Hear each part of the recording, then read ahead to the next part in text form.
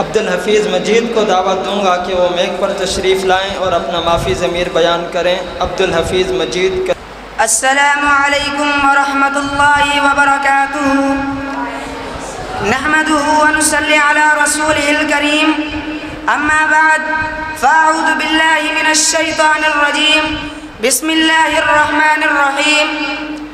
قال اللہ تعالی ان اللہ لا يغفر ان يشرك به ويغفر ما دون ذلك لمن يشاء، وقال النبي صلى الله عليه وسلم من مات وهو يدعو من دون الله ندا دخل النار۔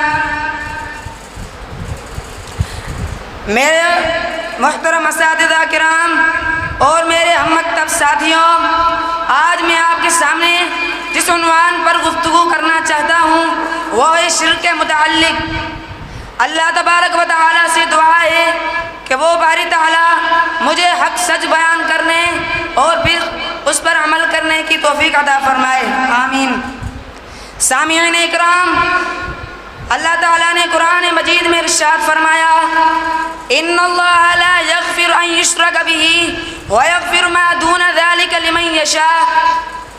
جس شخص نے اللہ تعالیٰ کے ساتھ شرک کیا اس شخص کو اللہ تعالیٰ کبھی معاف نہیں فرمائے گا۔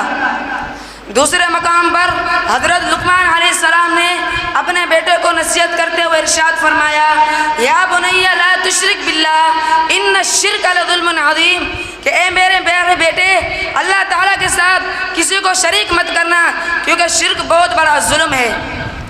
نبی کریم صلی اللہ علیہ وسلم کی حدیث مبارکہ میں آتا ہے، حضرت عبداللہ بن مسعود رضی اللہ تعالی عنہ فرماتے ہیں کہ رسول اللہ صلی اللہ علیہ وسلم نے فرمایا من مات وهو يدعو من دون اللہ ندا دخل النار۔ جو شخص اس حال میں فوت ہوا کہ وہ اللہ تعالیٰ کے علاوہ کسی اور کی عبادت کرتا تھا تو وہ جہنم میں داخل ہوگا۔ اللہ تبارک و تعالیٰ سے دعا ہے کہ جو کچھ سنا اس پر عمل کرنے کی توفیق عطا فرمائے، آمین۔ وآخر الدعوانا ان الحمد للہ رب العالمین۔ السلام علیکم ورحمۃ اللہ وبرکاتہ۔